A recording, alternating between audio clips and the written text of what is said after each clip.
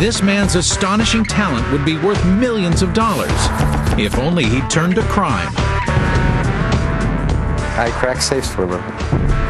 That's right, he cracks safes for a living, about 500 a year, and he does it faster than anyone else. Unfortunately for his bank book, he's honest. His clients include the usual suspects, the FBI, the Secret Service, high-end jewelry stores, and all the major banks, as well as everyday screw-ups who forget their own combinations. I worked for a locksmith since I was 12 years old, and he had an old book on yarn, and I read it, cracked my first safe when I was 15, and said, this is cool. He's the 7-time world champion of the Lockmasters International Manipulation Contest, which means he is the best of the best and the fastest of the fastest. The average time it takes me to open up a safe would probably be, I would say 15, 20 minutes. How does Jeff do it? To you and me, this safe is an impregnable fortress. To Jeff, it's like opening a can of soda. Is it all in the fingertips? Is Jeff Sitar more than human? To crack his secret, we brought him to our test chamber.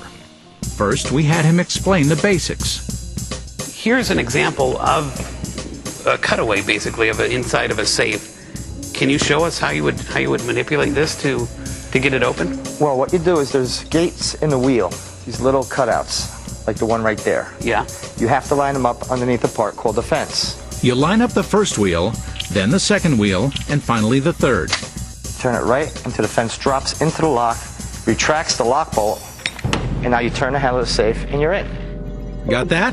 Basically, the locking mechanism is a set of wheels, and the trick is to line up notches on these wheels with contact points.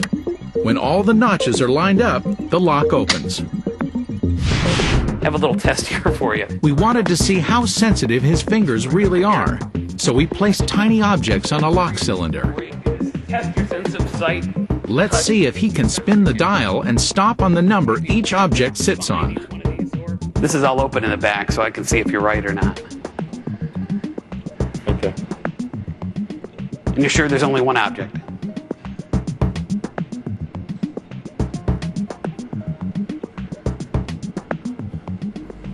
Yes. Yep, there is only one. You got it? That was, what number was that? 15. You're right on the dot there. Jeff was able to stop on the number marked by a toothpick. Okay, not a big enough deal? Fine. Now we'll get tough.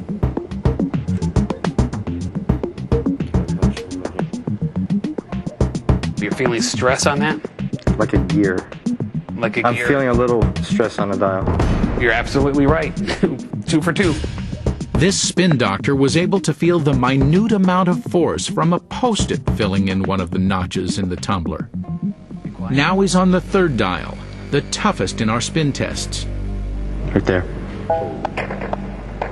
Jeff, that's a feather. You were able to detect the small, lightweight feather in that safe. Watch again as Jeff fixates on the first dial, discerning the placement of a toothpick.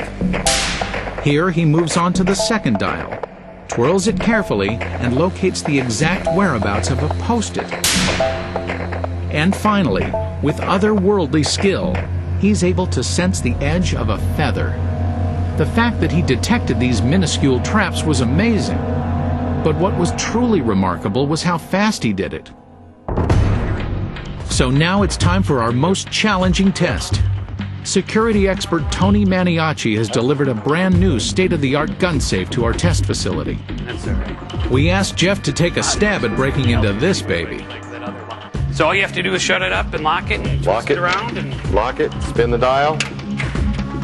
And it doesn't matter which way. Doesn't matter which way. We've scrambled everything completely. Okay, let's do this. You know what? I'm going to time you. Is that all right? Got it? Jeff, my friend, world champion.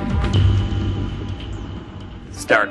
We've placed a camera inside the safe, so as Jeff spins the wheel, you can watch the tumblers do his bidding.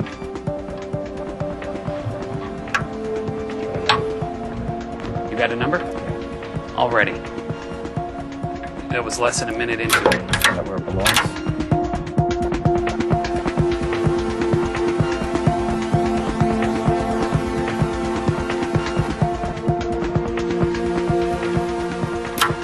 We have another number. You think you have another number?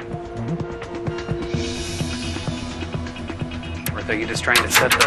I'm trying to drop that bar in if I'm like a half a number off. It'll still drop in if you rattle it like that. You having problems with this one a little bit? Not at all. No, Going great. for the last one. Going for the last number already.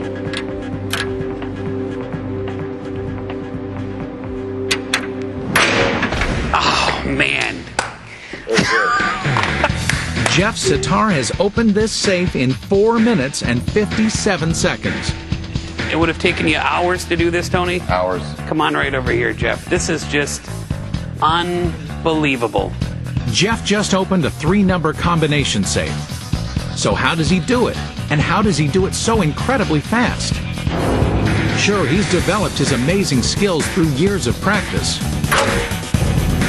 Yes, he knows some tricks about how certain tumblers fall in a certain way. But what sets him apart from the rest of us? According to our scientific investigation, it's his phenomenal finger sensitivity. It's a passion of mine. It's a love of mine. I mean, I go into work going, yes, I'm working today. But I don't know. Talent or gift, I really can't say that. Jeff Sitar, you know, without a doubt, your sense of sight, hearing, and sense of feel, you're definitely more than human. Coming up next, we challenge our Safecracker to open the ultimate impenetrable bank safe. Can he do it? And how long will it take? We have one heck of a big safe here. The clock starts when we return. Jeff Sitar opens over 500 safes every year with just his bare hands. And it's those hands that have made him the world's best legal safecracker. But most of the time, Jeff doesn't have the chance to get his hands on the kind of bank vaults that you can find at your local savings and loan. They're off limits, even to him, until now. In order to give Jeff the ultimate safecracker test, we brought him to a bank in New Jersey to see if he can open this safe and how long it might take. And this vault is no pushover. It's a 4-turn tumbler system that has over 100 million possible combinations. Its precisely calibrated cogs and pins are made of special alloys that resist easy opening. Jeff, it's great seeing you again. You know, you impressed me so much in the studio, but, you know, he could have been a friend of yours. It could have been, you know, somewhat of an easy safe. We picked our own bank this time. We have one heck of a big safe here. Do you think you're up to it? Give it a shot. Good luck. Start. And to keep him honest, though we already know he is, we'll run this break-in in real time. If you want to keep track of how Jeff is doing, you can watch him here. In the meantime, we'll continue our investigation of a guy who became a real accidental tourist on a trip to Niagara Falls when he fell over the top and survived. The water was rushing up. It was a beautiful day outside, yet I could see clearly through the falls in a blurred, magical, crystal-like pattern as I was falling, and it was oddly beautiful. And in my mind, I was wondering, is this what it's like to die?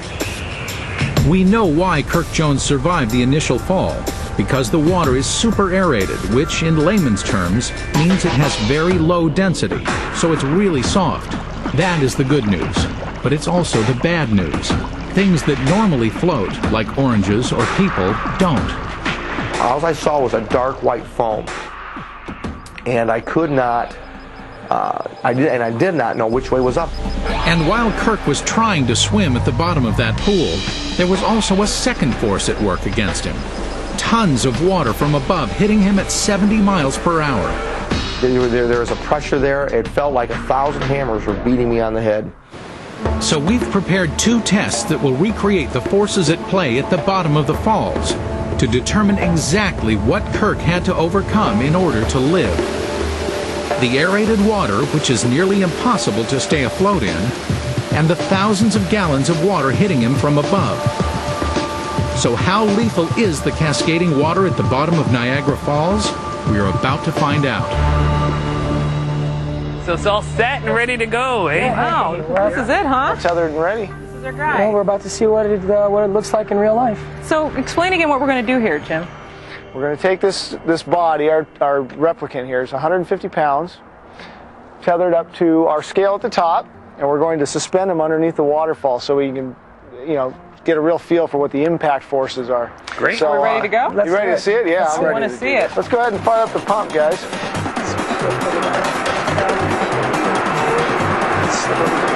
Okay, John. Come around and hold him underneath. There you go. This is maximum flow right here. What? Maximum flow. Okay. Is it hard to hold? Yeah, I mean, there's a lot of pressure to it. I couldn't right in there, imagine John. you trying to breathe in this either. John and Jim are holding the replicant in the center of the rushing water. The replicant is attached to a scale that will show how much pressure is coming from above. So it looks like we're peaking out at about 250 pounds, which is 100 pounds over his weight. Oh, okay. This water is going 20 miles per hour. Remember, this is only 1/20th of the force that hit Kirk Jones as he struggled to get out of the grip of Niagara. Really, really tough to even hold it. I mean, it's like tug of war with Mother Nature here.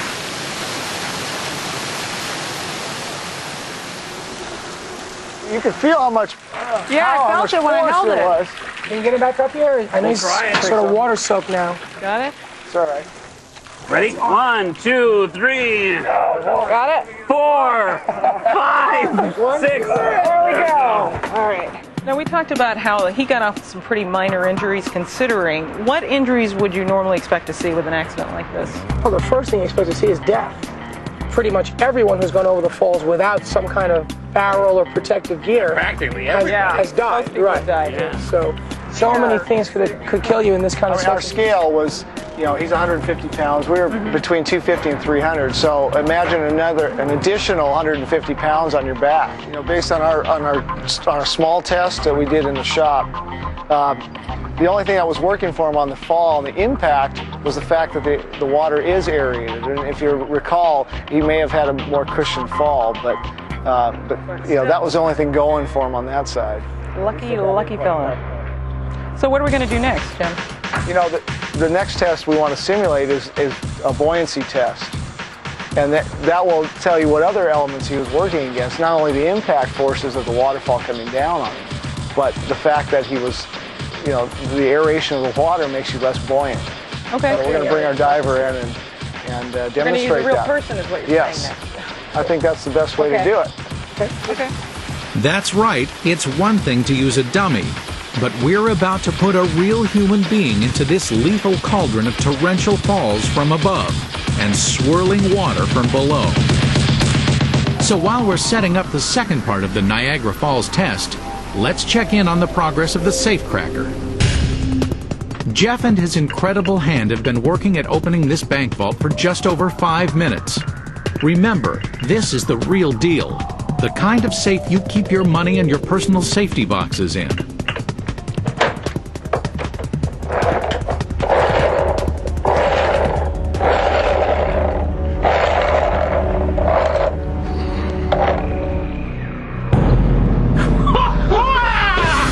Amazingly, Jeff just opened this bank safe in the record duration challenge time of 5 minutes and 19 seconds. Jeff Sitar has again proven that he is truly more than human.